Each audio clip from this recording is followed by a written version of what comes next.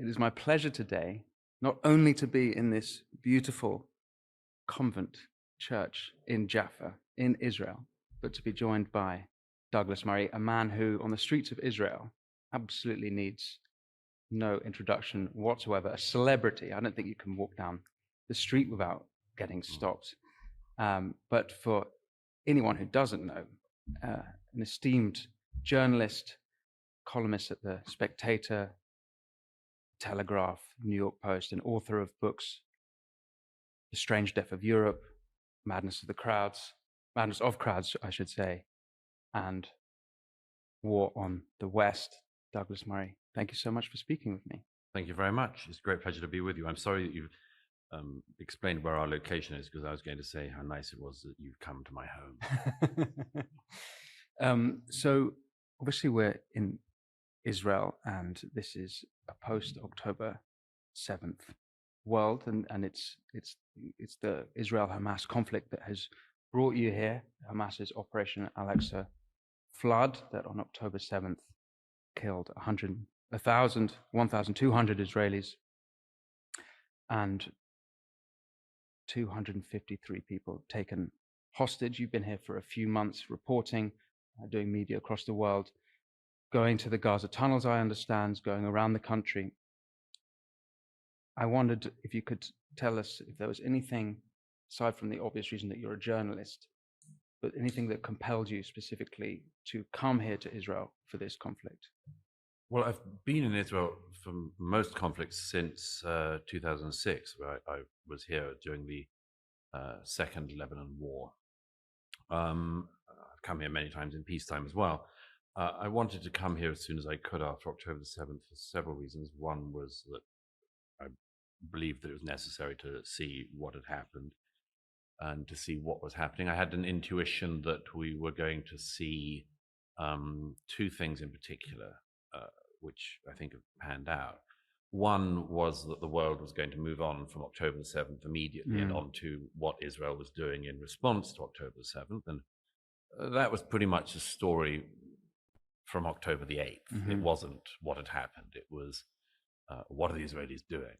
The world is always fascinated much more by what Israel does in response than in what is done to Israel.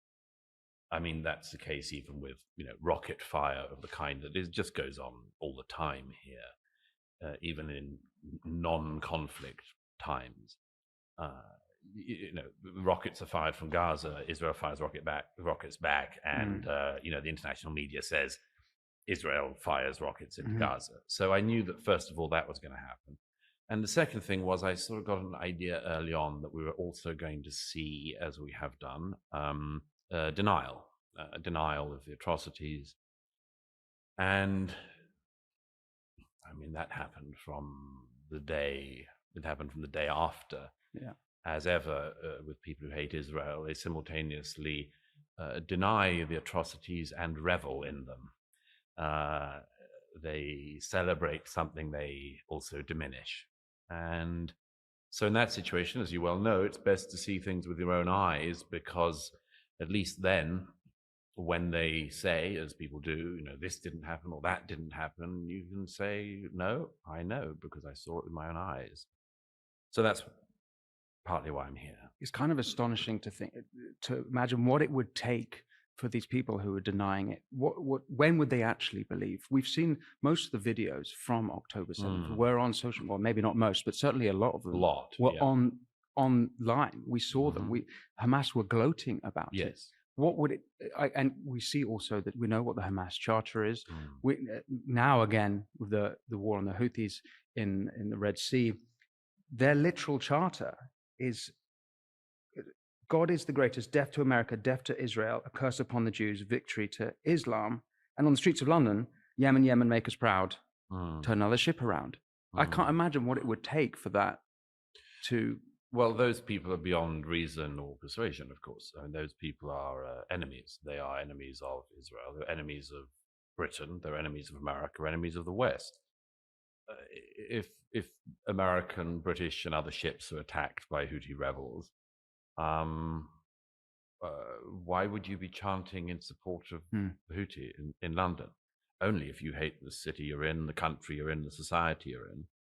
And there is a significant number of people who that's the case. I think there's a larger number of people who are just very easily persuadable, who are very, very ignorant and hadn't ever heard of Houthi until a couple of weeks ago, and now have become wild experts on them. But it's the people in the middle, it's the non-fanatics, non-psychopaths, the non-dogmatic Islamists, just enemies of the West, who are the ones who are persuadable. People who celebrated the massacres and really loved them, as there are many people in Britain who did and who said so on the streets and are still saying so. Those people I'm not interested in. Really, they're enemies, and that's that. I mean, it's like, even if they're British. Oh yeah, I mean, it's not my fault; it's theirs. You know, if you glory in the death and slaughter and the murder and the kidnapping and beheading of Jews, I don't regard you as being the best of British, you know, and I think we're taken wild advantage of by such people. But there is this large group of people, and I think this has shocked a lot of people, particularly in America, where I spend a lot of my time, who they're shocked by the fact that there's a younger generation there who really do seem to be taking the cause of Israel's enemies up as a sort of, as I said recently, their generation's free Tibet. They think free Palestine is the sort of cool thing to call for. They have no concept of what they're talking about. You know, when somebody says from the river to the sea, either they know that they are calling for the end of the Jewish state, or they don't know which river it is, and they don't know which sea it is, and they probably couldn't guess. Well, I want to come to Britain, but one thing I've noticed whilst being here, now being in London, we're here all the time, from the river to the sea, and there's no conversation about a two-state solution. What I've been really struck about here, mainly with Israelis, is that they also aren't talking about a two-state solution. No. And for me, I brought that up and I felt anachronistic doing so. It's like, it's a dated opinion. And, yes. Even Netanyahu has said he wants total control of that region from the river to the sea. I would say not. You don't need to say even Netanyahu. People might expect Netanyahu to say that. It's more striking that all of the Israeli left, everybody you speak to in this country, I've spoken to people who are lifelong leftists, lifelong peace now, people who were employing and working with Palestinians from the Gaza, who see no future in this so-called two-state solution. And I think the rest of the world needs to catch up on that. There are a lot of anachronisms about the world's opinion about the country we're sitting in, and lots of just wildly out-of-date, defunct views. The two-state solution was a mantra for a certain type of politician in the West for some decades, but picked up in the 2000s after 9/11, when people wanted to find the sort of solution to the Middle East problem. And they would call it the Middle East problem. And I'd always say, well, which problem are you talking about? This region is replete with problems. Oh no, it's the Israeli-Palestinian dispute. And you know, sensible, moderate people, sort of David Miliband's, the Camerons, these sorts of people would say, you know, well, the real thing that needs to be sorted out is a two-state solution, the solution of a founding of a Palestinian state alongside an Israeli state. And the thing is, there's sort of two problems with that. One is the idea that if the Palestinians actually had a state called Palestine, that would not mean that the economy of Yemen boomed. It would not mean that the Saudis made greater leaps forward in human rights. It would not mean that the mullahs in Tehran would stop killing girls on the streets of Tehran and other Iranian cities. The idea that the whole of the region is held back because a small population, who the Arabs and Persians and others in the region really don't care for, the Palestinians, that they're waiting for them to get a state in order to sort of improve themselves or sort of make themselves more reasonable members of the international community, is palpable, demonstrable, obvious nonsense. So that's the first thing. The second thing is that the reality on the ground has just changed, and it's changed for several reasons. One was when the Israelis disengaged from Gaza in 2005, 6, and I remember it very well, and I remember the very fervent debates in this country as well as around the world, and the pressure from the Republican government administration in America to, withdraw every Jew from Gaza and hand the Gaza over to the Palestinians and have free and fair elections in Gaza. Well, the Palestinians promptly elected Hamas, who then killed their Palestinian brothers and sisters who were from rival groups like Fatah, threw them off buildings, shot them in the back, dragged their corpses around behind trucks around the Gaza in a celebration. That was an early sign, I would say, that the two-state solution was in trouble, because they'd been given a state in Gaza. And, there were left-wing politicians, many of whom I spoke to, who, they said at the time, you've got all of the infrastructure we left, the international community will give you money, we will give you money. Okay, you're not going to be able to control your airspace, for instance, but you build Singapore. And they didn't build Singapore. The leaders of Hamas enriched themselves and their sons. They bought expensive penthouses in Qatar and around other parts of the world. And they built a tunnel system that's the world's biggest tunnel system. And they launched rockets repeatedly at Israel. And then on October the 7th, they had this big breakout through the fence and massacred people in their homes and young men and women at a party, among other things. And so anyone who thinks that the Palestinian state, the sort of two-state solution thing, is obvious, first of all, has to contend with the fact that they were given a state. They were given a state, and they made it a terror state. And there's no reason why Israelis should have to live beside that, any more than we in Britain should live beside a terror state, or Americans should live beside a terror state, lobbing rockets into them all the time. And then you have the problem of the West Bank. And the West Bank is a big problem, because I was out the other night again there, and you can see from the bits of the West Bank, which many people think in a two-state solution with the West Bank would be given to the Palestinians, you can see the lights of the city we're sitting in at night. And it's not just that it's within rocket range, it's within artillery range.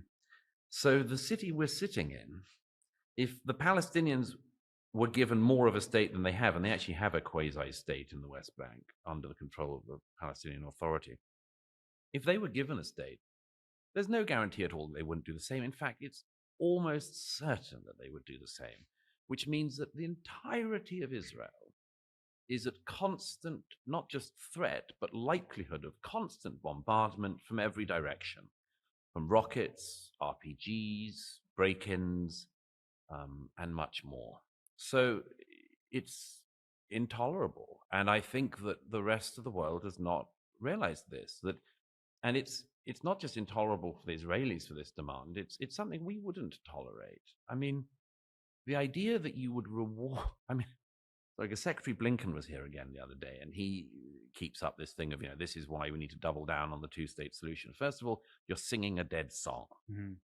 And secondly, why should the reward for October the 7th be a gift of another terror state to the Palestinians? I don't see why. But as I say, that's common opinion in Israel across the political spectrum. But the rest of the world hasn't caught up. And I worry about that disjunct. Does that mean that your vision of the future of this country is kind of a constant conflict? Well, I don't have a vision for the future of this country. It's not my place to have one. I think that Gaza has been an insoluble problem, and the international community has given it to Israel to solve. I don't see why Egypt shouldn't help solve the problem of Gaza. They share a border with it. Egypt used to own the Gaza. Give it to Israel, give it to Egypt to solve. And if you were to say that, people would say, well, we don't want the Palestinians. That's what Sisi and co all we don't want them. Palestinians brought terror everywhere they went. Everywhere they went. Where the PLO went, where Yasser Arafat went. Everywhere they went, they brought terror. Whether it was Egypt, Jordan, Tunisia, Lebanon. That's why. So the Jewish state keeps on being told, solve this insoluble problem. Is there a final status solution? Not at the moment, there isn't. And as the center-left president of this country, President Herzog, said to me the other week when I interviewed him, he said, at the very least, it's not the time to talk about it.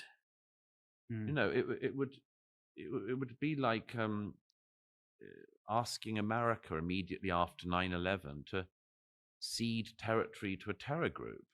But it is the time to talk about how to defeat Hamas. Yes. And Israel have made it clear that their objectives, of course, are to take back the hostages, but also to annihilate Hamas.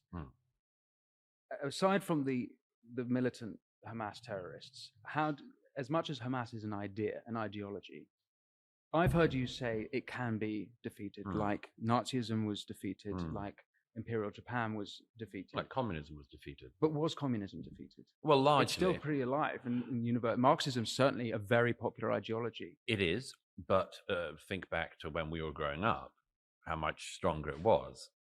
I mean, the Eastern Bloc, much of Europe was under communist control when we were growing up. The Soviet Union was, a major power in the world. But go back a couple of decades before that, and it was rolling out across the world, the communist ideology. It's not gone, but it's certainly not got the strength it had. In the same way that Nazism hasn't completely disappeared, it's pretty rare, but you get the odd little group of weirdos. China is communist. Well, there are Marxists in our country, in America. It's compared to Nazism, it's a completely different story. Yes, that's true. I mean, well, that's because, of course, as everyone knows, everyone who knows anything about history, the rightful moral taint that not just Nazism but fascism had after the Second World War meant nobody wanted to be near anyone advocating that again. Because of all sorts of interesting historical reasons, there are always some people trying to bring back the communist ideal. Sure. Nevertheless, I mean, it's an idea it's taken a heck of a beating. I mean, there are still ignoramuses around who think, it never worked anywhere, but let's try it again. It never provided for the societies, but it will next time. Okay, you can always find some really slow learners and wicked people who do that. But I would argue that the idea has been very considerably defeated. And even in China, you can't call it exactly communism anymore. They call it communism, but it's open to debate, at least. Hamas is, yes, an ideology. It's very similar to all other jihadist ideologies. It's very similar to ISIS. It's very similar to Al-Qaeda. It's very similar to all forms of millenarian Islamism. But Hamas itself is a structure. It's a group.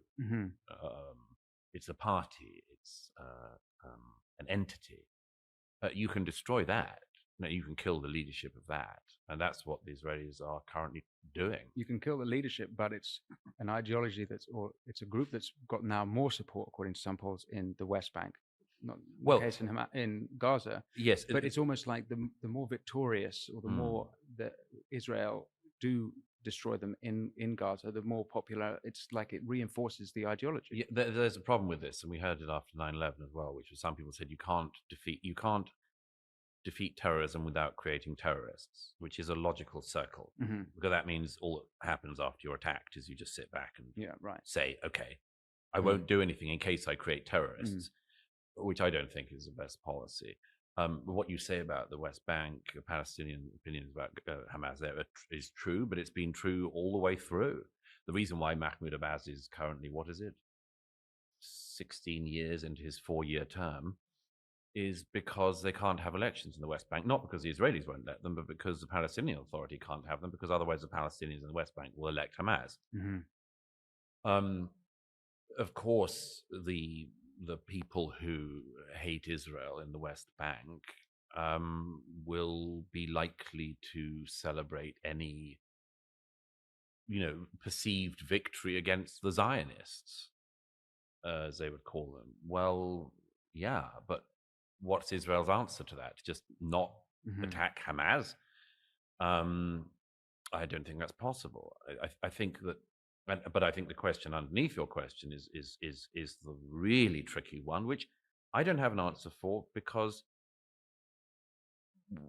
the answer that was there was trodden all over from 2005, which is, a very interesting distinction between that exists that is worth reflecting on is that, there's a difference between psychopaths and sociopaths. Psychopaths are probably born. Sociopaths are made.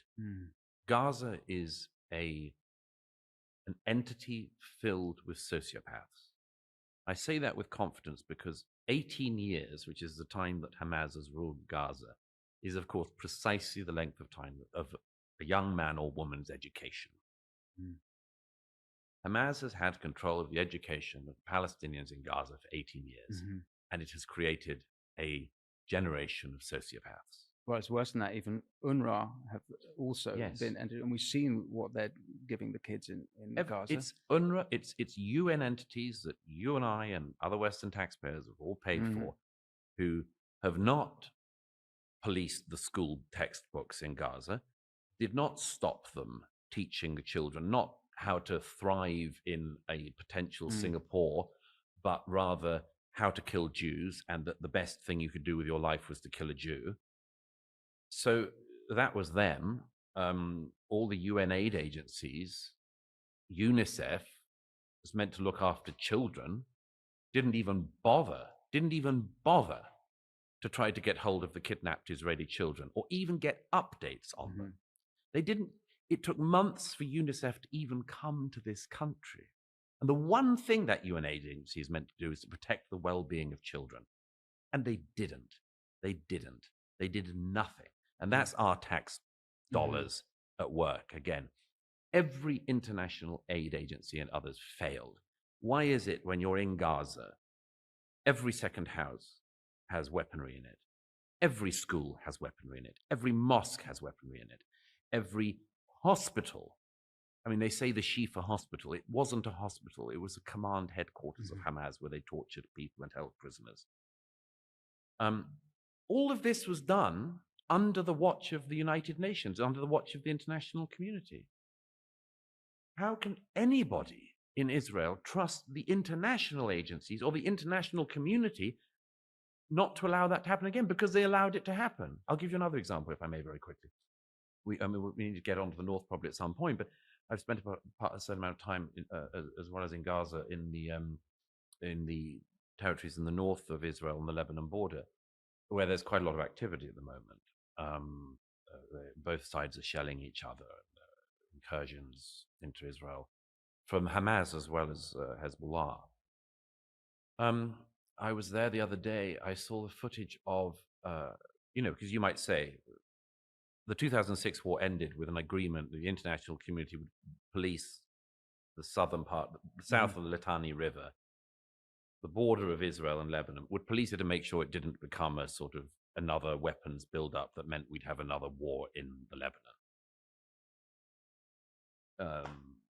18 years on, or whatever, 17 years on, Hezbollah has amassed about 160,000 long-range missiles in Lebanon, in the area that the international community was meant to make sure didn't get militarized.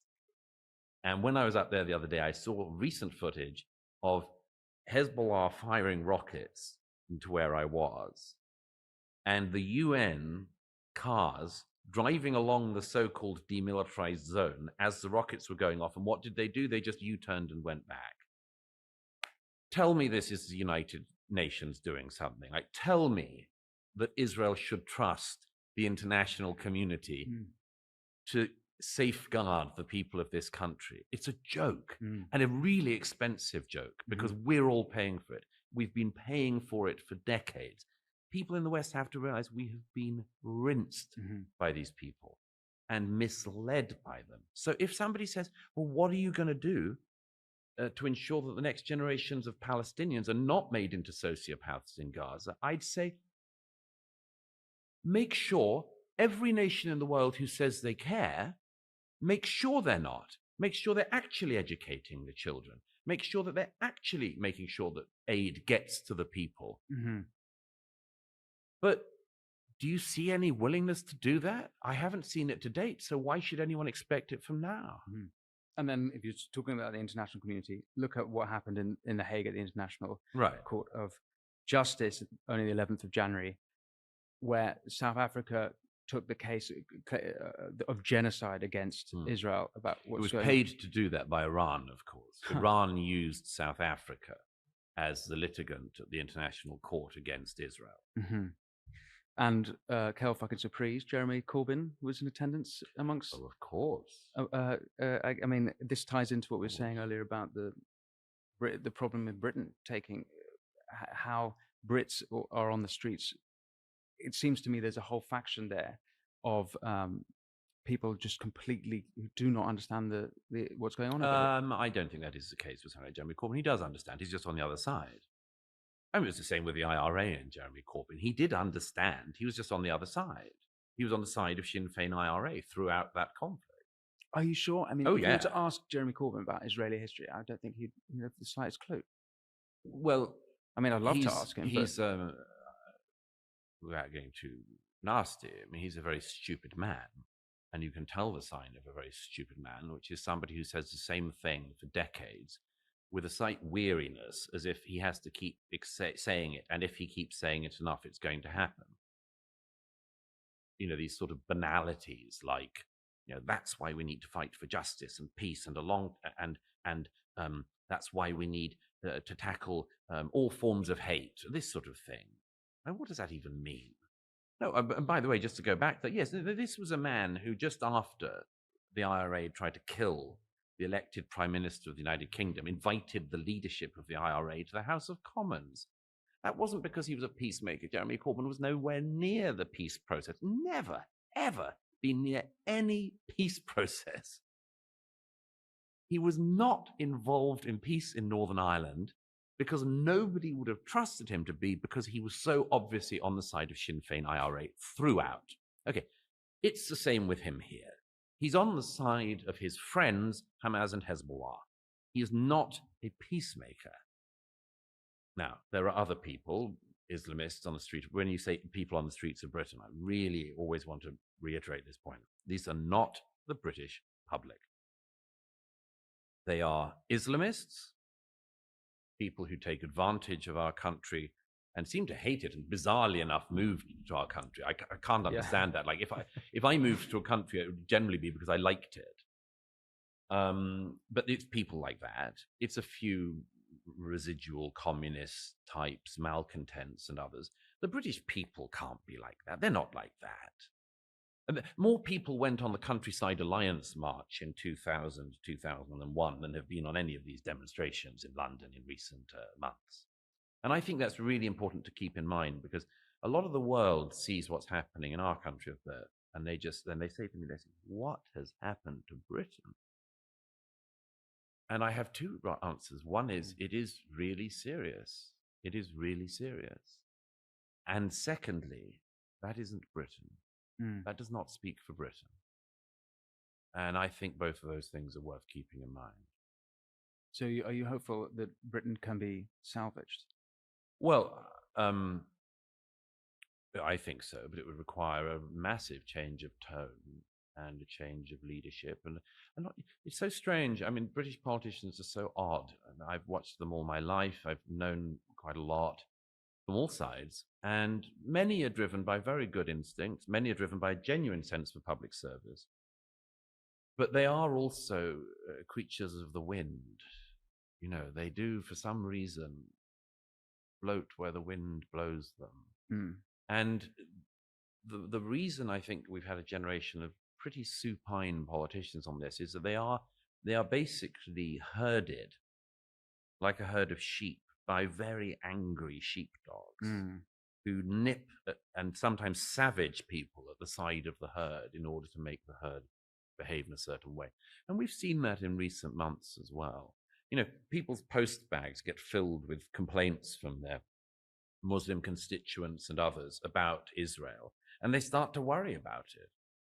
Well, if you ask any MP, by the way, one of the things that they get most in their post bag about foreign policy is Kashmir.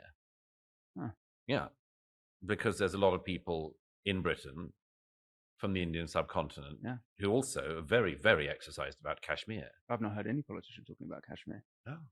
And I've seen no protests on the streets particularly. But you could be fairly certain that if an Indian-Pakistan war, for instance, kicked off at some point, there would be hell on the streets of Britain. Well, I mean, that's just the consequences of mass immigration.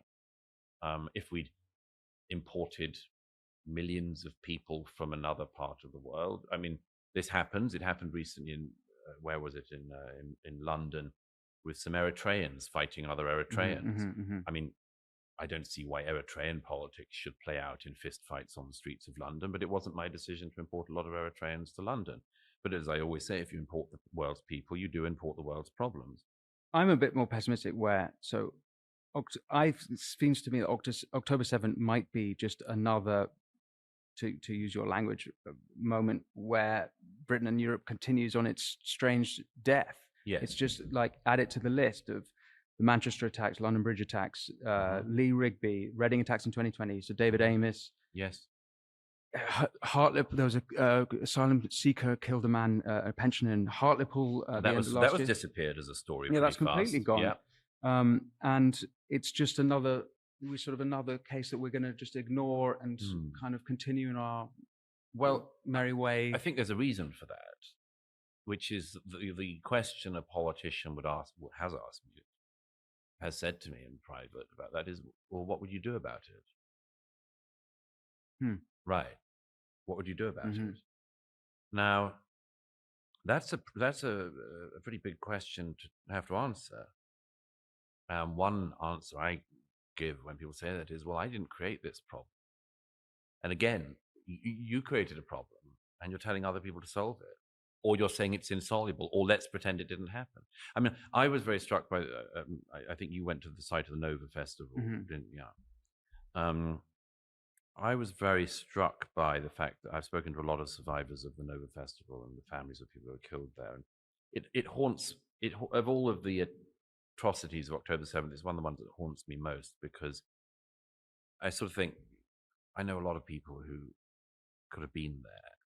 Not just Israelis, but an international circuit party. I know a lot of people who go to those, and like the ones at the Nova Festival were just incredibly unlucky that they met Hamas that morning. But sometimes people here in Israel have said to me in recent months, you know, what would you do if that happened in your country? And I say it did happen in my country. Happened at Manchester Arena. But what was the British response to it? Much to my fury, what was the British response to it? It was, don't look back in anger. And as I've said many times, I don't see why you shouldn't look back in anger if 22 young girls are blown up by a suicide bomber who'd come with his family from Libya because they'd fallen out with Gaddafi. I don't think that my country should be the retirement home for jihadists who've rowed with Colonel Gaddafi. I think sort it out amongst yourselves. But, you know, we imported that family, and then their son detonated a suicide bombing at an Ariana Grande concert. And yeah, the British response was, don't look back in anger. But why was that the response is a really interesting question. And I think the answer is because, again, the question was, what are we going to do about it? I was asked that by a very senior figure in the media in that period, because I was furious about the way in which the media was reporting it as well.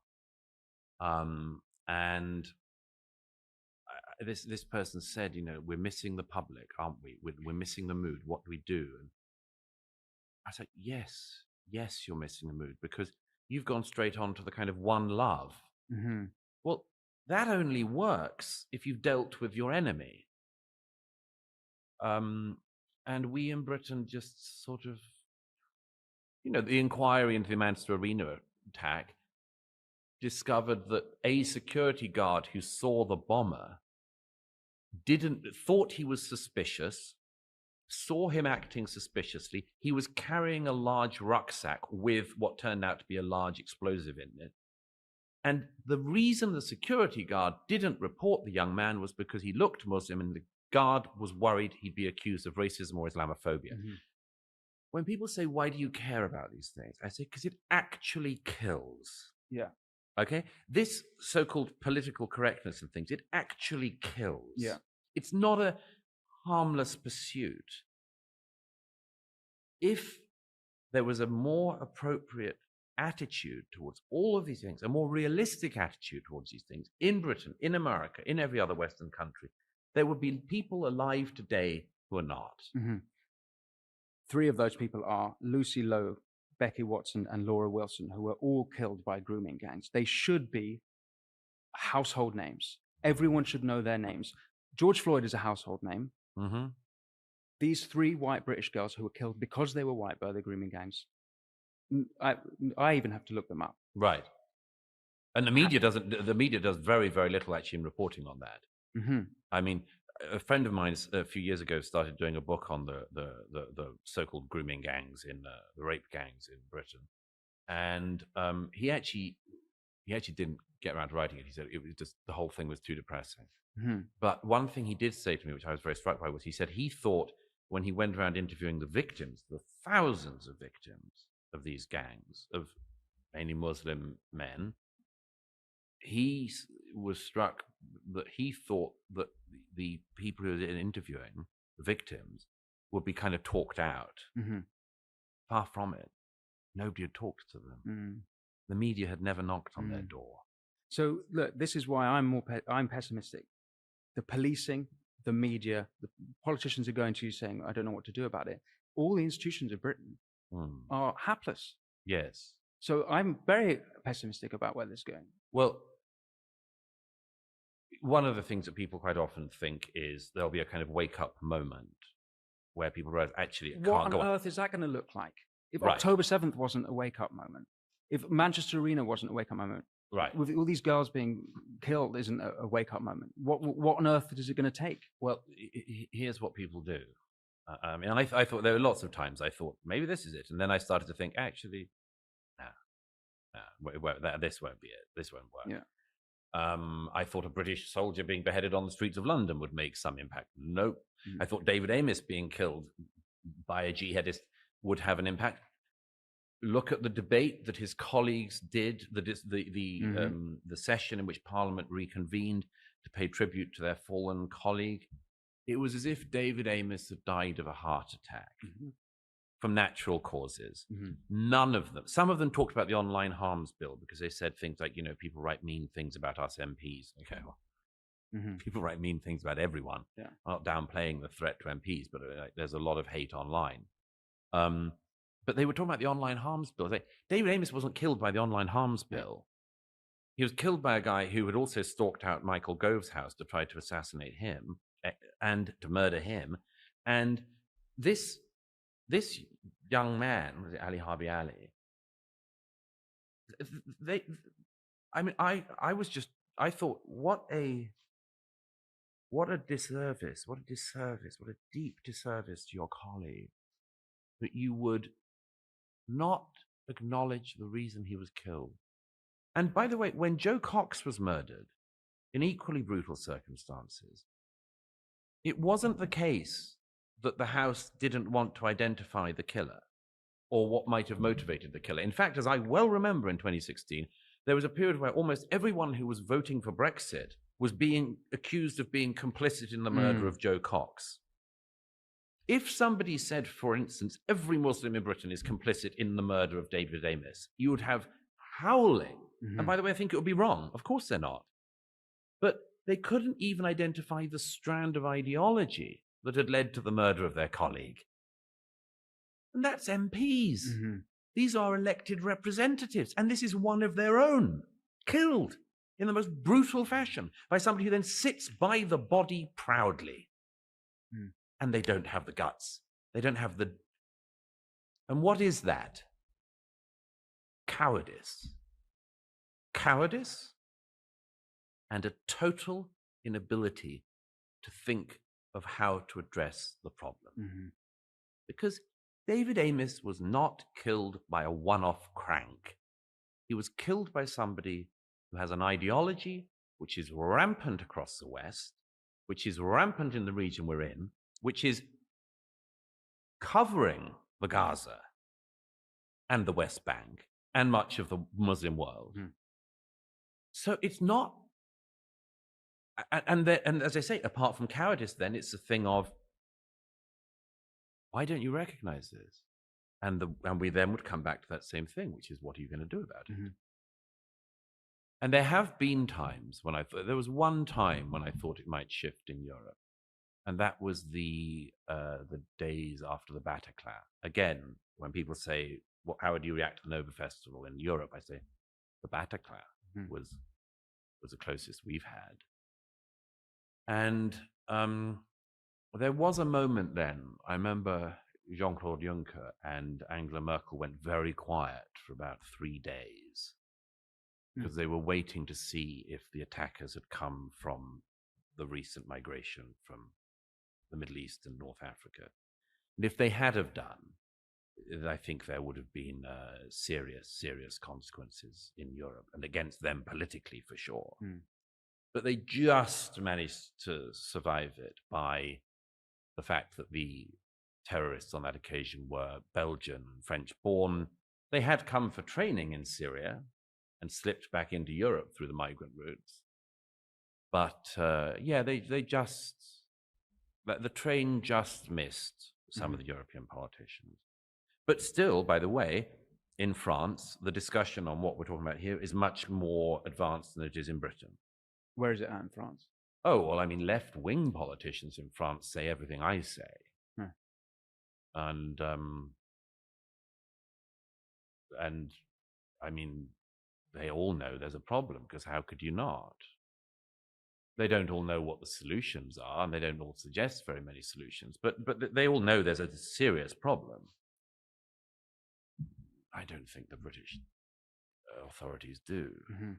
There's another, as well as the media and politicians, there's a civil service, and you've just been you've been brought into a big story about the civil service. There's been a whistleblower named Anna Stanley, and this is pretty rare because civil service are under NDAs, so they can't speak out. She's come out, and she was made to do some sort of counter-terror training at King's College in London, in which not only are we told that she heard conversations where people thought the Prevent program was Islamophobic, but also your name came up along with your friend Joe Rogan. Yes. It seems to me that the civil service is another, call it the blob. In America, they've got their version of it, the deep state. How concerned about the civil service are you? Do you think that this is another sort of thing that needs to be taken apart? I mean, it just needs a massive shake-up. And one of the big critiques that I and others have of the Conservative government is they've been in power for 13 years, and this has all happened on their watch. Yeah, quite. There was I mean, it's such a historic failure. Can anything be done to change the civil service? Oh yeah, I mean, of course you could do things. Fire people, fire a lot of people. For instance, I've said this before in print, but I want to know who let a man called Mohajerani, who was the former deputy prime minister of Iran. I want to know who let him into the UK in 2002. He is, by the way, the man who wrote the book justifying the Ayatollah's fatwa on Salman Rushdie. And he lives in Harrow, Leafy Harrow. Still? Yes, still. Yes, still. Now, first of all, that man should be arrested and deported. Salman Rushdie, one of our leading novelists in Britain, had another attack on his life 18 months ago.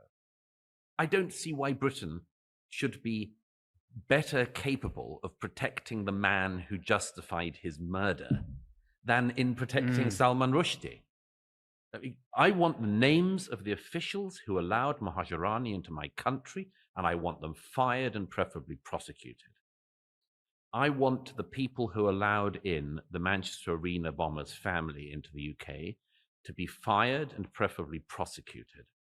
I want names. Now, I'll tell you why.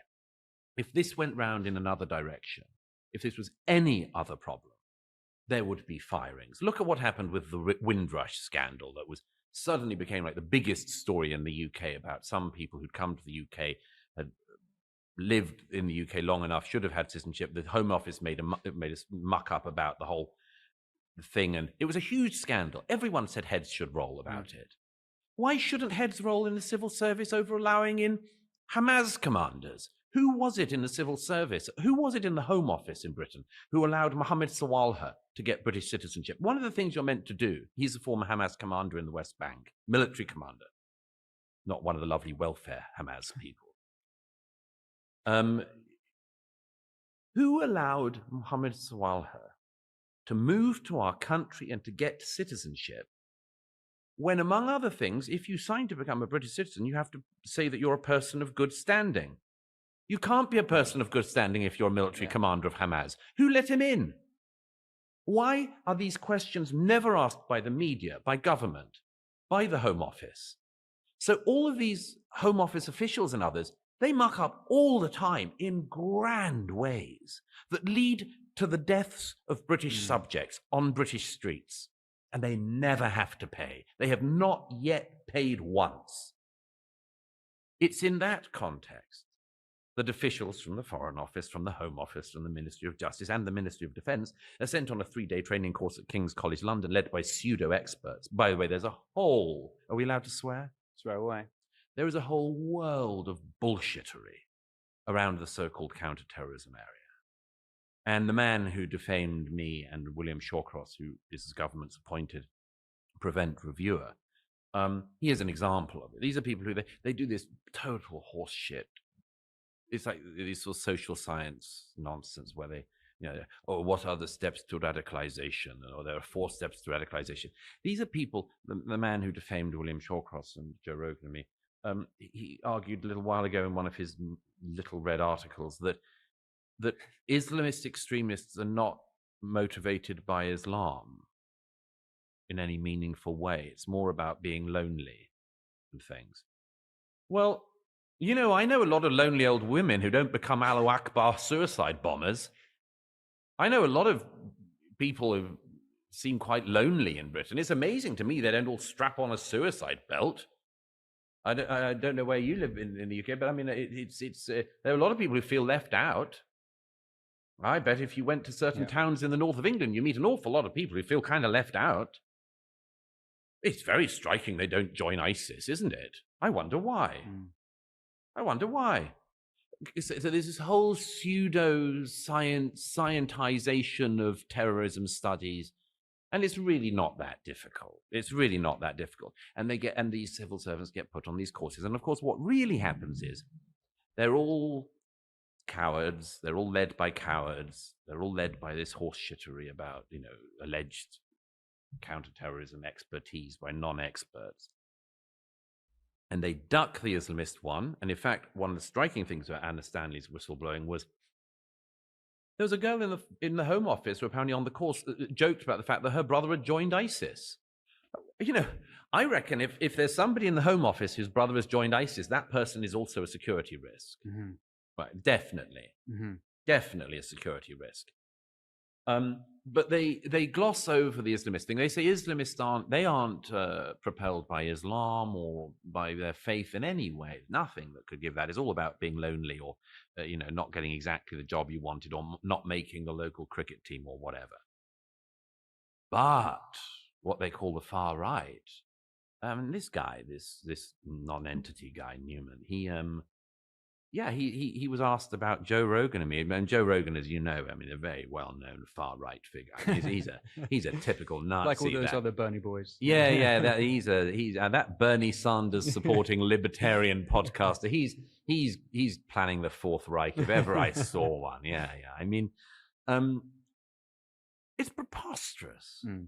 And this idiot was asked by somebody, well, what do we do to suppress Douglas Murray and Joe Rogan? Because if you suppress them online, somebody said, then they've got large online followings. And the answer was, well, society will have to find other ways to suppress them. Mm. Well, I regard that as being a pretty sinister threat as it happens. I'm a big boy, and Joe Rogan's certainly a big boy, and he can really look after himself. He's a cage fighter. But I would like to know what that means.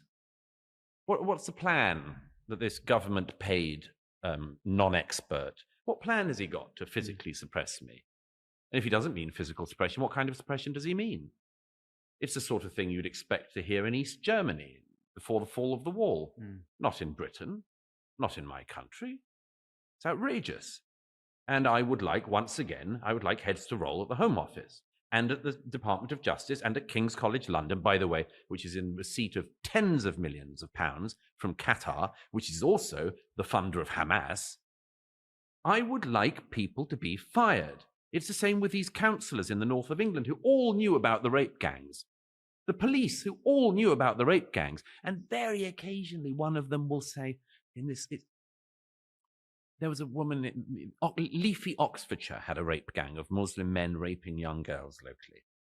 And when that came out, the head of the council, who had previously been in charge of like children's, policy in the Oxfordshire area, does a piece to camera where she apologized. And she said, very sorry for the breakdown in services in the Oxfordshire County Council during the years 2005 to 2015. Wow. We'd strive to do better. This sort of thing. You'd think it was somebody apologizing for leaves on the line on the Metropolitan line, not the mass gang rape of girls. For racist reasons, by the way, remember, for racist reasons. People who say they care about racism care about the racism that these girls were selected because they were white. Mm-hmm. But this is what we get in Britain. We get these weak, pusillanimous, never taking responsibility, overseeing things, and there's never a cost to them. None of these people should have a job. None of them should have a pension. They should be hanging their heads in shame. But for some reason, they just glide along. So Hizb ut-Tahrir have just been, the Home Secretary has just made it a prescribed terrorist group. For me, I see that, and like you, I want these people arrested. I have absolutely no hope that they will be arrested. I have no belief. There's nothing that encourages me to think that anything will actually be done. So it's great for you to say, I want these people arrested, but is there actually any indication that anything will be done? I mean, it would only be done if there was pressure from the top to do it. I mean, that guy that Piers Morgan interviewed, who's the head of Hizb ut-Tahrir in the UK, who's a GP on the NHS, he obviously now the group's been banned, he should be arrested. Will he be? I'm not holding my breath, but he should be. He should be in prison right now. Member of a banned terrorist group. Mm-hmm. But I mean, by the way, that one, I mean, wow, talk about slow learning. I mean, I remember after the 7/7 attacks in 2005, Tony Blair said that he would prescribe Hizb ut-Tahrir, which is a really low-hanging fruit. I mean, many Muslim countries have banned them. They're banned in Pakistan, they're banned in Egypt. They're not actually the most dangerous jihadist organization, but they're very, very nasty, and they shouldn't be operating in the UK. But, Tony Blair said he'd ban them. He didn't, for reasons I discussed with some of his colleagues at the time. They thought that it was being too difficult legally. They'd be subject to legal challenge at the European courts or something. David Cameron, whenever he wanted to sound tough, said, we're going to ban Hizb ut-Tahrir. Mark my words. He didn't ban them. James Cleverly, to give him credit, the current Home Secretary has, and I think that he deserves credit for that. Tom Tugendhat, Security Minister, just signed that into law a few days ago. Mm-hmm. But I regard that as being the lowest hanging fruit. I mean, the lowest hanging fruit, which they've got to show me and others they're going to do something about. But, I mean, it's pathetic that almost 20 years after the British government first said they'd ban this group, finally a British government does. Can we go at that speed? Well, quite. If that's the rate, then we're in trouble. Yeah, and by the way, there's a technical thing that's worth mentioning, because I haven't said this before. There's a technical thing that's very interesting about the British approach to this, which is the British police for about 20 years have taken the view that you shouldn't do things on camera, as it were. You shouldn't do things that make a situation potentially worse. So, in 2006, when the Danish cartoons of Muhammad were published, 2005 they were published, the Danish cartoons of Muhammad, and all the frothing maniacs around the world went bonkers about Denmark, and suddenly everyone was talking about this poor, wonderful but small country of 5 million people, and they were the eye of a real whirlwind. There was this protest outside the Danish embassy in London in 2006, and people had placards saying "Behead those who insult Islam" and other charming bits of information. And the police did nothing. In fact, the only person they did threaten that day was literally a white van driver who stopped, and he said to the police, "What the fuck, mate? They're doing this?" And the police said, "Get in your car or we'll arrest you." So that was the one thing the police did that day. Now, in the weeks and months subsequently, they used the 2006 Glorification of Terrorism Act to try and, in some cases, to imprison the people who were inciting terrorism on the streets of London that day. I still get sent, Winston, those photos by people around the world saying, look what's happening on the streets of London. And I say, well, this is actually, 17 years ago now. But the world doesn't know that. And the world doesn't know, and very few British people would even know, that actually the police in the end did move in. It's the same thing with the Luton protests, when in, 2009 or so, the 2nd Battalion of the Anglian Regiment came for a homecoming parade in Luton, were barracked by a load of jihadists on the streets of Luton. Locals were understandably very annoyed that these jihadists were insulting our troops, and the police protected the jihadists. And then we got the English Defence League and Tommy Robinson and so on from that, exactly from that occasion. And in more recent times, I mean, there was an occasion when about 100 guys from Al-Mujah Haroun, which was subsequently banned, accosted me in the streets in London. And I noticed, as it got rather nasty, that there were police who got to the scene, and they were hanging back taking photographs. And in the subsequent days, colleagues and others were taken in for questioning by the police to identify people in the crowd who were surrounding me. Subsequently, some of them were arrested, but they were arrested because a group of them turned out were plotting a Mumbai-style attack on the London Stock Exchange. Some of them had a hit list of prominent figures in British public life, which I can't name who was on it, but they were planning to murder. One of the killers of Lee Rigby was there. And they've done this subsequently. They've done this in the London protests. They hang back and they take photographs of Hizb ut-Tahrir saying, "Rise up, Muslim armies." And they take photographs and then they move in later. They don't realize the optics of this. They think they're being so clever, the police. And I'm not a professional policeman, but I can tell this. This is a horrible policy. Because first of all, you have the horrible optics going not just around Britain, but around the world that say, look at what a pushover the Brits are. Yeah. Secondly, you incite increasing rage among the normal public. What the hell is happening on our streets? Where the hell are the police? And so you get the Islamists get more bold, the public get more disenfranchised or just fatalistic. Internationally, everyone sees Britain looking appalling. I would love a baton charge at them.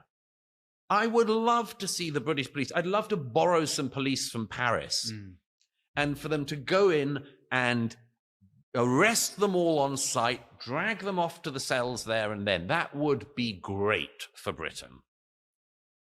But it's all about this community policing. We've got to keep the communities on side. Well, you know what? If there's going to be so much uproar over arresting people on the streets calling for Muslim armies to arise and to attack, well, that tells us something too. And maybe it's time we learned that. Maybe we should learn that earlier rather than later. And the police are perfectly capable of a baton charge. Oh, I've seen yeah. them against white working class groups that come into London. The Metropolitan Police are fantastic at baton charges. When, for instance, there's a protest against a murdered woman, Sarah Everard. Oh, I mean, wow, did the police move in there at that candlelit vigil for a murdered woman who was actually murdered by a policeman off duty? Wow, the police knew how to act then. Great work, guys. I mean, maybe we should say that we spotted Hizb ut-Tahrir and various other jihadists having a candlelit vigil for a young woman. Maybe that's how they'd move in.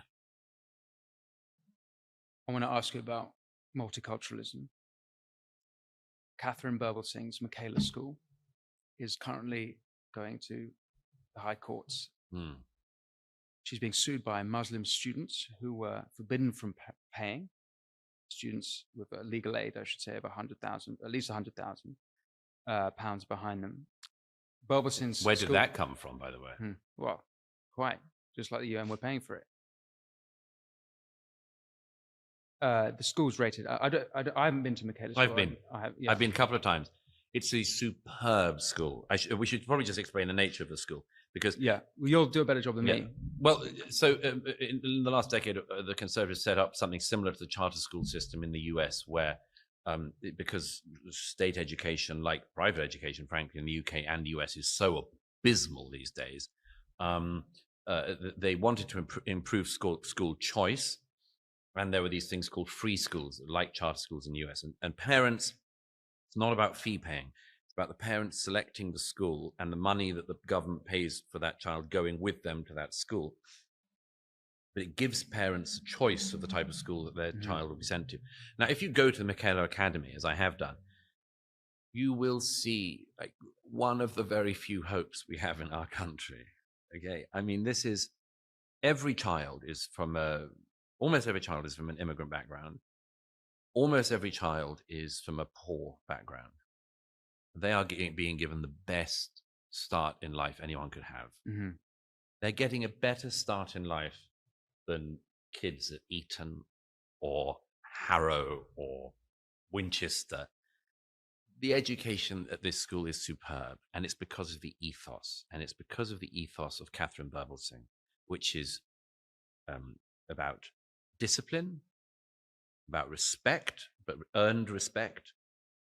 It's about working hard, motivation. The children behave beautifully. They learn beautifully. They're taught amazingly. And they've had results that are unbelievable. The exam results of this school are so extraordinary that they've already gone to the top of the league. Now, just quickly, Catherine Burblesing has done that in the face of all opposition, from the Labour Party, from left-wing councils. One building she wanted to buy was sold by the local council for less than she was offering when she was starting the school because they didn't want to sell it to her school. Why did they take such umbrage with her? Because she would show them up. She would show them up. Or the teaching unions and everyone else in America and in Britain and elsewhere, they are so shown up when somebody comes along and says, actually, it's not a matter of more money. It's not a matter of bigger pensions for teachers. It's a matter of excellence and the right type of discipline and education. And this school has been the subject of more attack. I mean, literally people handing out leaflets at the gates to try to intimidate pupils, children.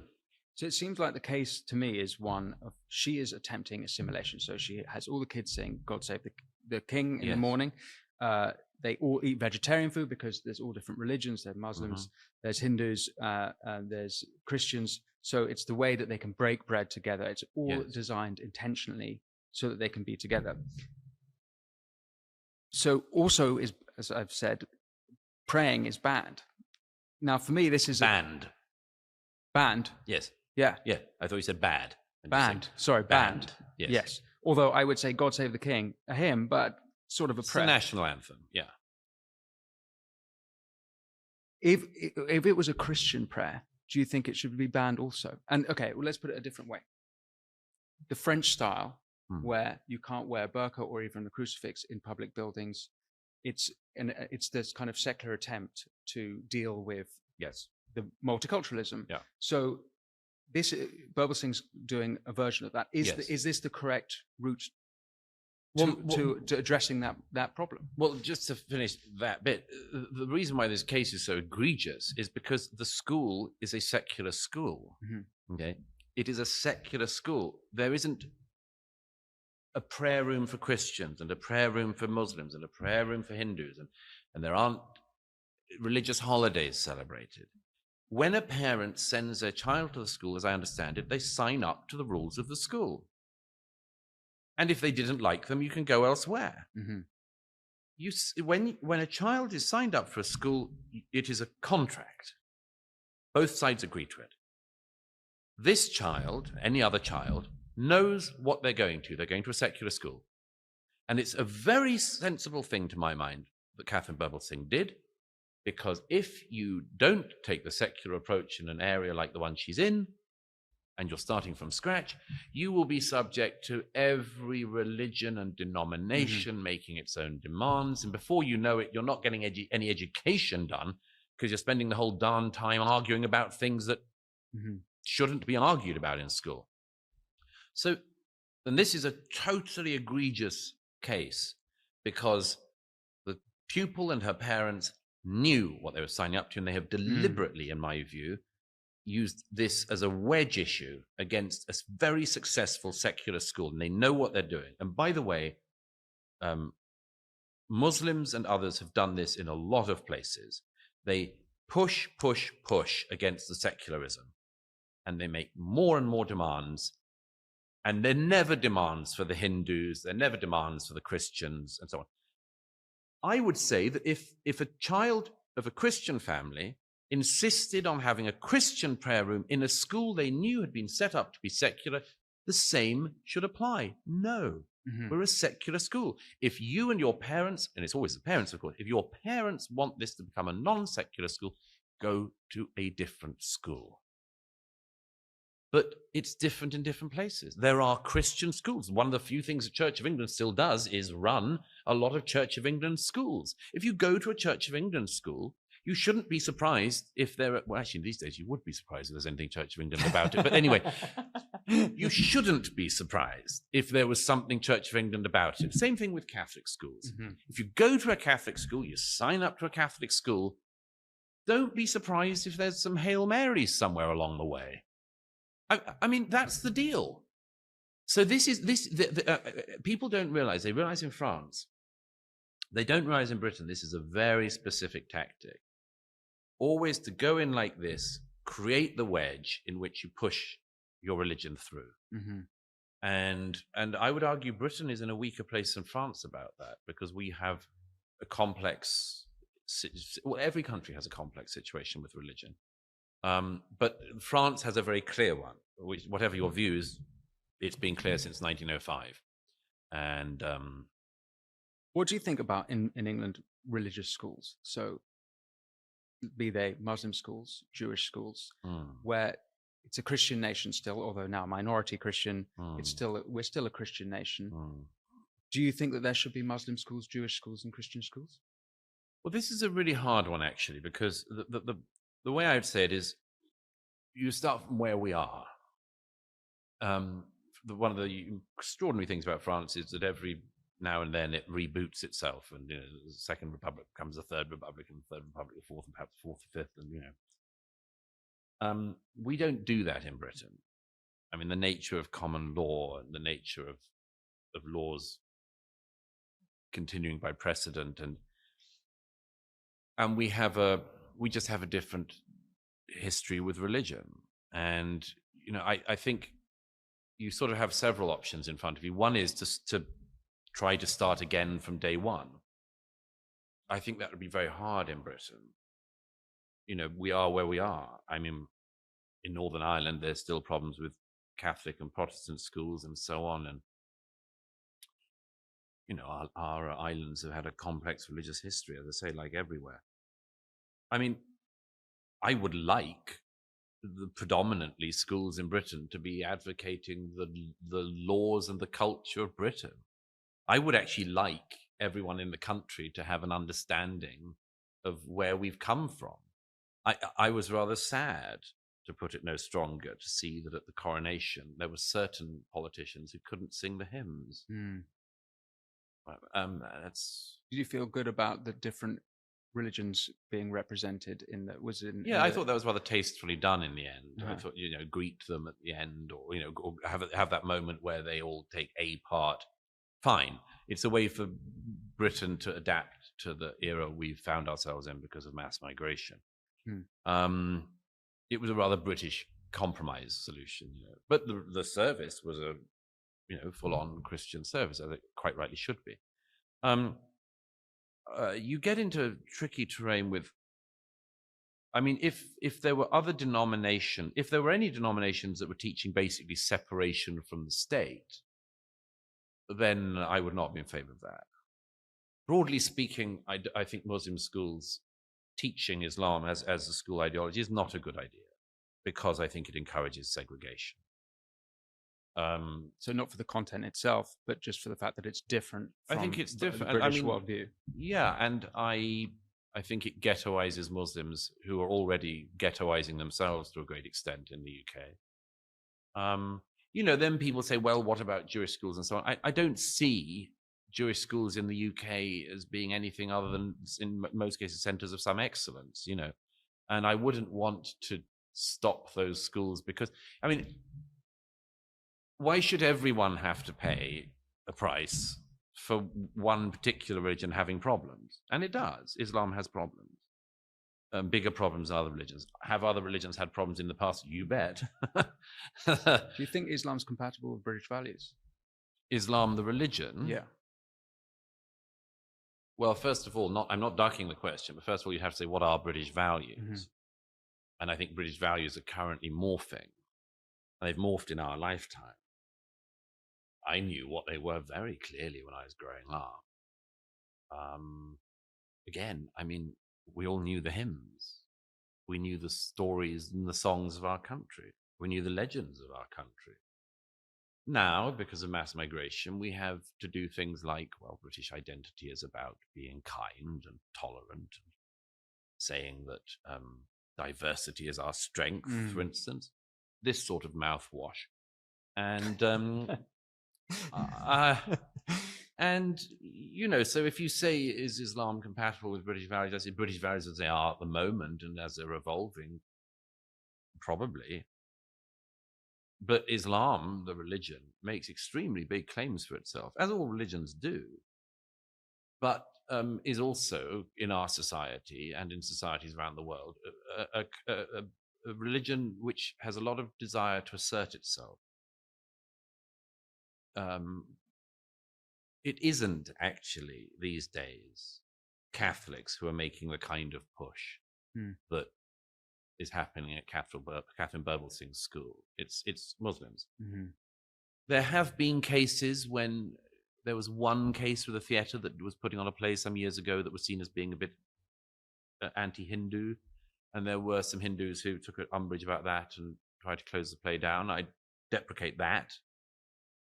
But it's mainly Islam that's doing the running at the moment in all Western societies, and feels that it has the wind behind it, certainly the strength. And it partly does so through a method of intimidation, which I find intolerable, which is basically, I mean, I don't know if you saw that case recently in North England where there was a poor boy. How old was he? Something like 12. And he was accused of damaging a Quran. And in this obscene bit of footage, the leadership of the school, the local police chief, and some imams all sat at a long table and in front of the cameras explained that they were trying to address the problem and that they were trying to address the problem in a peaceful way and so on. I'm sorry. This is a kid. This is just a white kid in Britain who suddenly, like before the judges of Islam, and there was a police chief, typical supine sod, sitting there nodding along with the elders of Islam at the table. We're trying to do everything to pacify community relations. Sorry, community relations? A book got scuffed, not for the first time in a British school, the books got scuffed around the edges. And this kid is at the center of a potential nightmare. Just like the teacher in Batley. Yeah. The teacher in Batley who showed one of the Muhammad cartoons, as I understand it, in a discussion and a debate in his class about... He's still in hiding. He's still in hiding. Yeah. And that school didn't stand by him. And the police didn't stand by him. And when those bearded thugs turned up outside, they should have been arrested. They were engaged in intimidation. But I've seen this as a pattern all my life. People are really vulnerable to a tiny bit of physical threat, really vulnerable. I remember discussing this once with a friend who was much involved in the Iraq War. And I was with him in Iraq, and I said, what are the things that have surprised you, as it were, about how badly this has gone? And he said, one of the things I just underestimated was we could have troops on a street, but if a man opened an alcohol shop in Baghdad, say, and a local Islamist militia came by one evening and said, you're going to shut this down, it would be shut down. Like, even the law of American troops being around was not as strong as a local militia. Think of the way that's happened all of our lives. A little bit of physical threat. It's an old mob tactic. This is what a lot of Islamists have done. They say things like, I get this all the time from these blowhards. They're all like, well, I'm not going to kill you, but I can't promise I'm holding my mate here back. And I don't like that tone of voice, and I won't be spoken to in it. But a lot of people are very intimidated by that.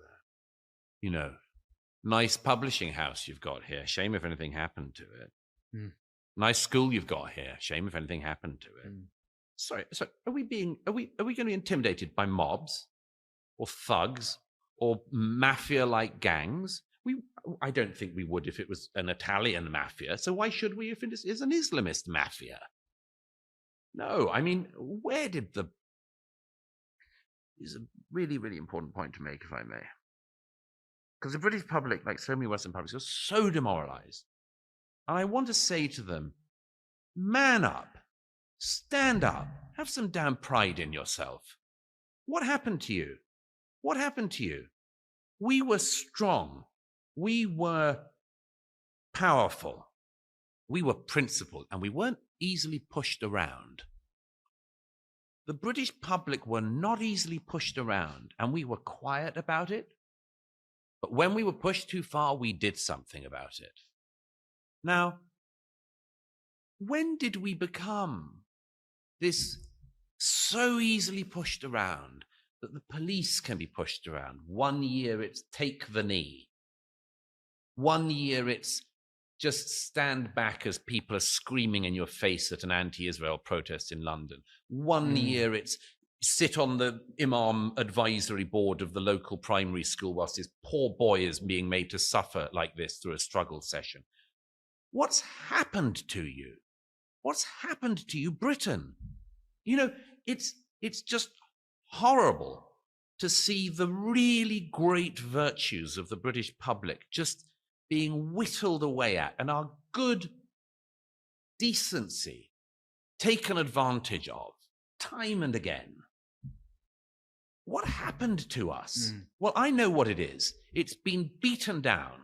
And in some cases, some people, it's been beaten right out of them. Well, not me, and not millions of others. Not us. Sounds like you've got the Strange Death of Europe Part 2 draft right there. Douglas, I want to end on a more wholesome tone. You've got a beautiful column at the Free Press where you write about poetry. I know it's one of your great loves. We are in the Holy Land. Israel is deep in the British imagination. It's in the hymns we sing. It's the poetry, whether it's Blake. I was reading G.K. Chesterton's book on Jerusalem, or him coming from England to Israel in 1920, coming here. What does it mean to you? What does this Holy Land mean to you?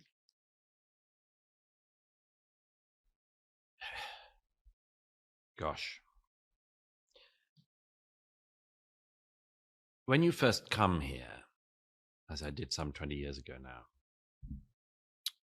it's extraordinary. And it's extraordinary for lots of reasons.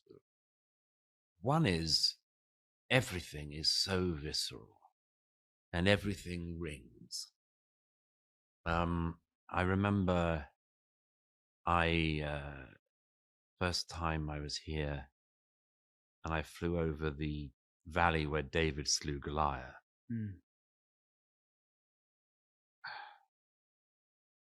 I remember the feeling in Jerusalem the first time I was there.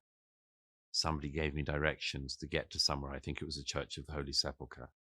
He said, "Oh, you take a right at the Via Dolorosa. That's better than you take a left at Hammersmith Broadway."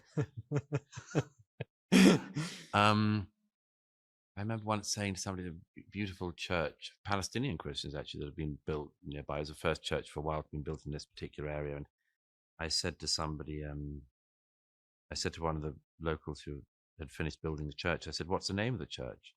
He said, "The Church of the Transfiguration." I said, "That's a wonderful name. Why did you choose that?" He said, "Well, in the Holy Land here, we tend to name churches after the site to the nearest biblical story, and the Transfiguration happened there." And I could give 1,000 stories like that. It's an incredibly powerful land because it's a place where something happened. And whether you're a believer or a non-believer, it's of course in some ways it's sometimes powerful in a particular way more for a believer, but even for a non-believer or a doubter like me, it's just filled with resonances and power and reverberations. I mean, I once came back from a conflict here, and I remember I slipped into evensong in a cathedral which I was nearby, and one of the first lesson was included just by chance. It was just that day. It was and lo, the peoples of Syria did wage war upon the Israelites. You just go, well, I've seen that again recently. And it's enormously powerful for that reason, among others.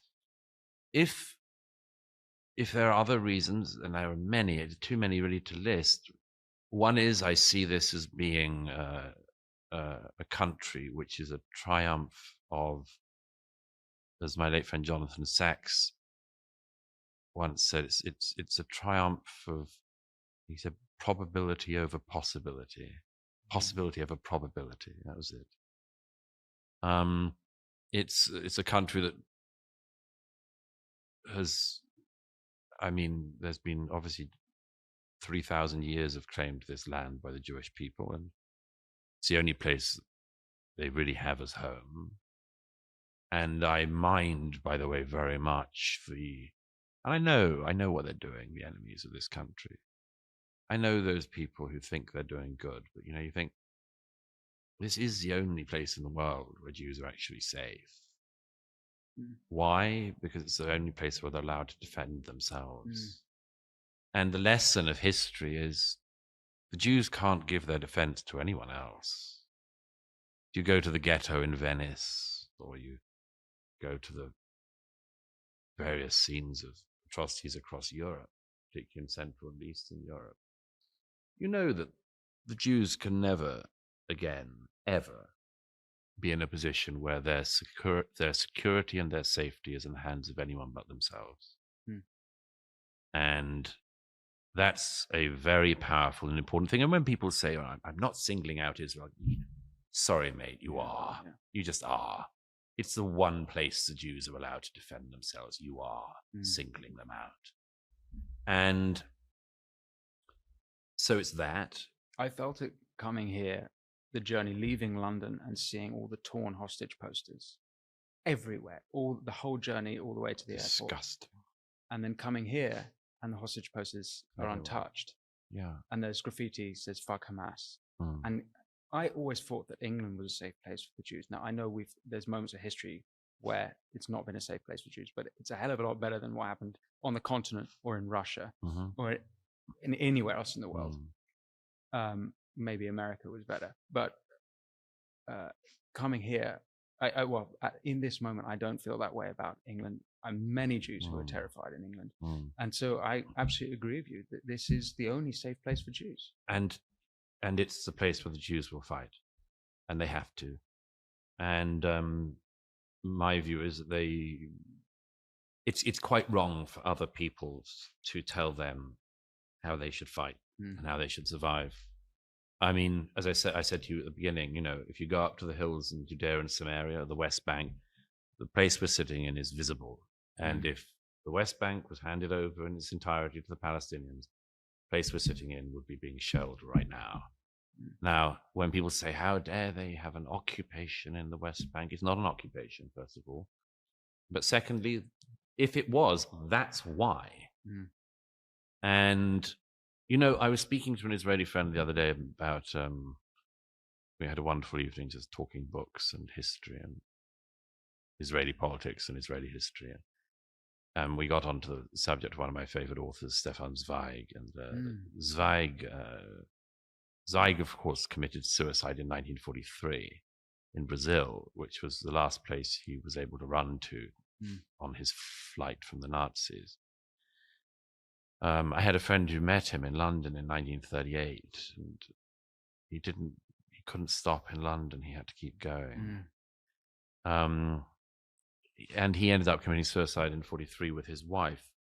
And I've often wondered about that. Now, if you read his autobiography, Die Welt von gestern, the world of yesterday, you'll see, in a way, it was rather like Primo Levi. It's impossible to think of how you could survive after what you've been through. But I mean, Zweig saw his books burned early, and once your books are burned when you're an author and you can't be read and you can't be published, you're sort of dead in a way. It's a pre-death death. But I was speaking to this friend about this, and he said the problem for Zweig was that he wasn't a Zionist. He met Herzl, Theodor Herzl. It's a very interesting description of his meeting with Herzl in The World of Yesterday. But he didn't ever sign up completely with Herzl's vision of the reestablishment of the Jewish state. Was he against it, or very complex, a very complex story? But he was a Viennese Jew whose world had been completely burned, and who saw it coming. And that's one of the worst things. He saw it coming, and he could do nothing to stop it. But I understand in a way now why he did it, because his was a life entirely without hope, in a world without hope, even though the war was turning by that point, turning against the Nazis. But he had no long-term hope. And this country is a long-term hope. See, it's where history meets the future. It's where worlds meet. I mean, this country, it gets so much attention in part because there's always this thing of like, how the hell did the Jews manage to make such a thriving, vibrant, successful state out of people from all across the Middle East and North Africa and the diaspora returning, and Ashkenazi and Sephardi, and how did they form this state that's blossomed so much, and let alone compared to its neighbors, and the one darn place in the region that doesn't have any oil,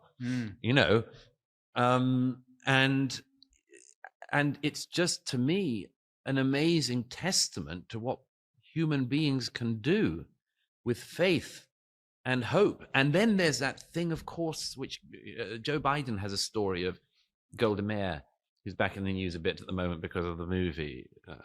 Joe Biden has quite a nice story for Joe Biden about the one time I think he met Golda Meir when the first time he was here, first time he came. And he's been good in this conflict, actually, Joe Biden. That's an old school Democrat, actually. They get this. They know this. Some of the younger ones are idiots, but this has been when she was prime minister. This was probably just after. Is he that old? Yeah. Oh yeah, he could have met Weizmann. But he has a rather lovely story that he says Golda Meir at some point, sort of took him by the arm, and they were talking about Israel's defense and what the threats were and so forth. And Golda Meir apparently said took Joe Biden by the arm, and she said, "Well, we have a secret weapon," and he thought she was going to say it. And he said, "Well, what's that?" She said, "We have nowhere else to go." And, you know, if the enemies of this country had their way, and I am not using hyperbole at all, if the enemies of this country had their way, they would finish the job of Adolf Hitler. Okay? It's as serious as that. It's as serious as that. The people chanting from the river to the sea in London and other places, whether they know it or not, would be finishing the job of Adolf Hitler.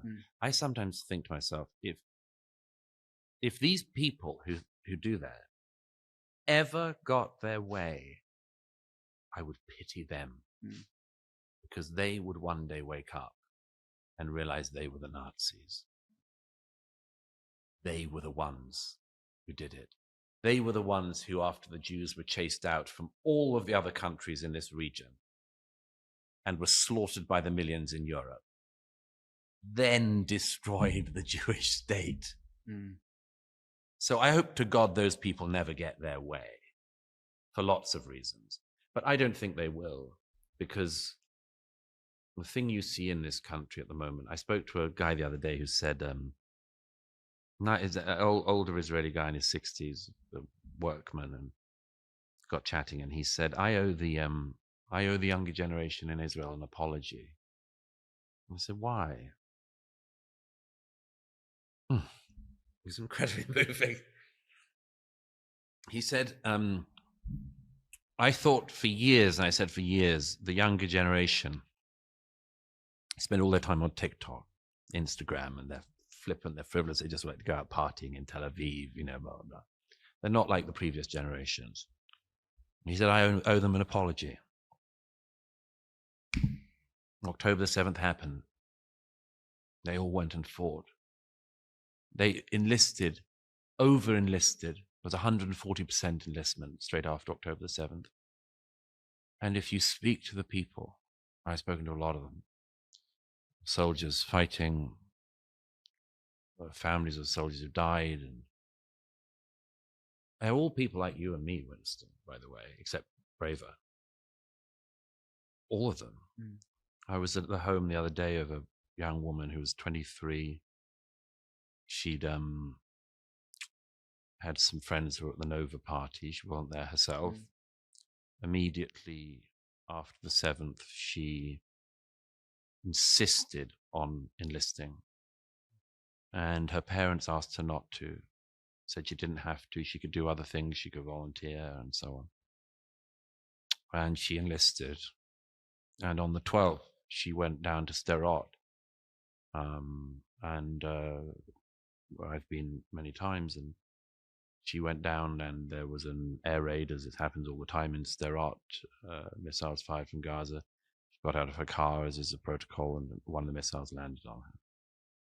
And she was a photographer. And this country is filled with thousands and thousands of stories like this. But here's the thing. These are young people like you and I, or you and I used to be. But they've all stepped up. They've all stepped up for their country and for their people. And that's why I say, I look at these people. I speak to these people. I listen to these people. And I think your contemporaries in America and Britain are wasting their lives. There was a young girl of 21. I was with her at a dinner the other week, and she turned out to be an expert on Yemen, intelligence expert. And I just said to her, your contemporaries in America are being expensively educated into ignorance and malice. And you're a real person. You're a real person. Wow. It's been amazing coming here and seeing everyone.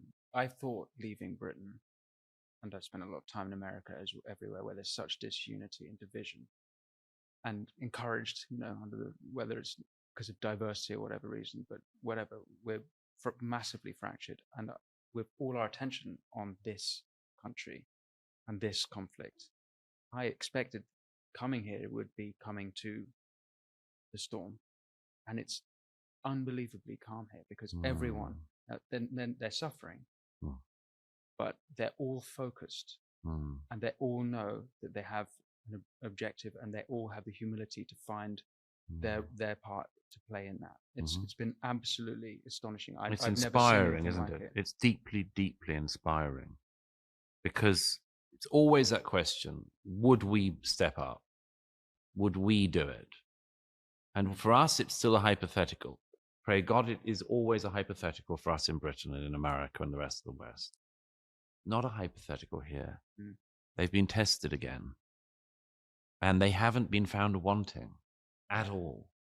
They've been weighed in the balance and found to be magnificent.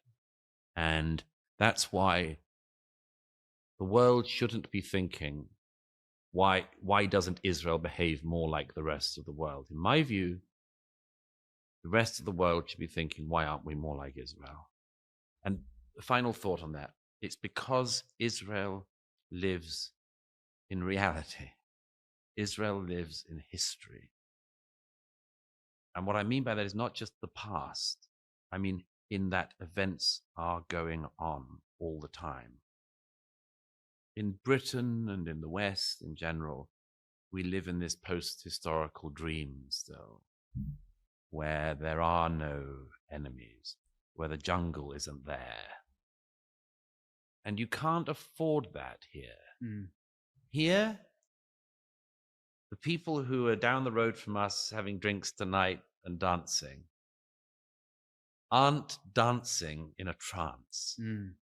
They know that they're only dancing because their brothers and sisters and friends tonight are fighting Hamas in Gaza, and are standing guard at the northern border, and are patrolling in the West Bank.